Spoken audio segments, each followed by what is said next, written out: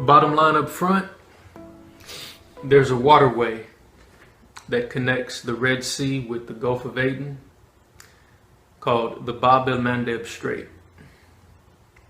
And because it is situated between the Arabian Peninsula and the Horn of Africa, the Mandeb Strait is absolutely vital to commercial sea transport,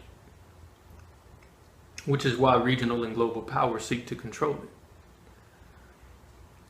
That's the geostrategic underpinning of the war being waged on Yemen.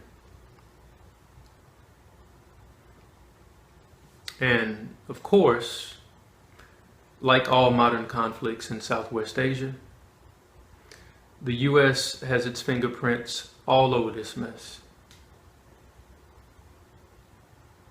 Though, while their meddlesome behavior and hegemonic aims in the region remain problematic, to say the least, what strikes me most is the duplicitous nature with which the United States and its allies have navigated the politics of this war. Much like the conflict in Ukraine, the war against Yemen revolves around this notion of legitimacy. Which of the opposing sides, which one of the warring parties has the legitimate right to rule Yemen?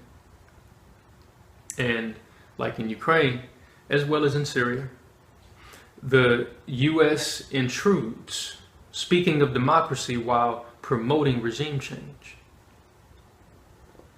With regard to Yemen, the US Saudi-led coalition considers their puppet of choice, Mansur Hadi, to be the rightful leader.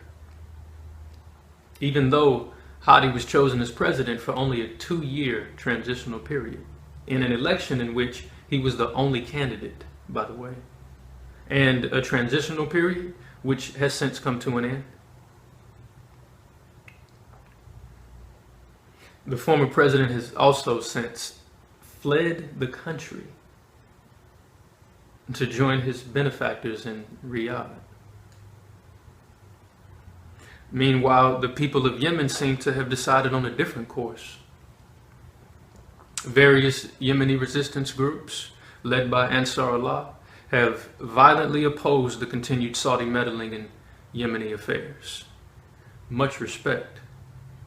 But it wasn't long after indigenous groups seized critical infrastructure in multiple cities, including the capital city, Sana'a, that the Saudi royal family and their regional partners began using American planes to drop American bombs on the poorest nation in the Arab world.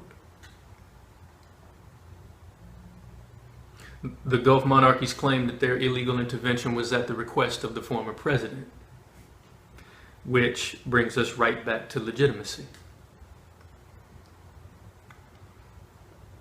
I personally think the term legitimate government is among the more consequential oxymorons and has no place in the lexicon of free-thinking individuals.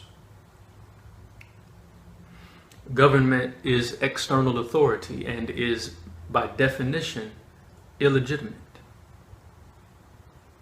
However, the manner in which the people of Yemen are organized and led can only be determined by Yemenis. Even though their geostrategic goals are well served by Saudi military aggression, it's not Washington who decides. And although US armaments have empowered the Saudi monarchs with enormous military capabilities, it's not Riyadh who decides.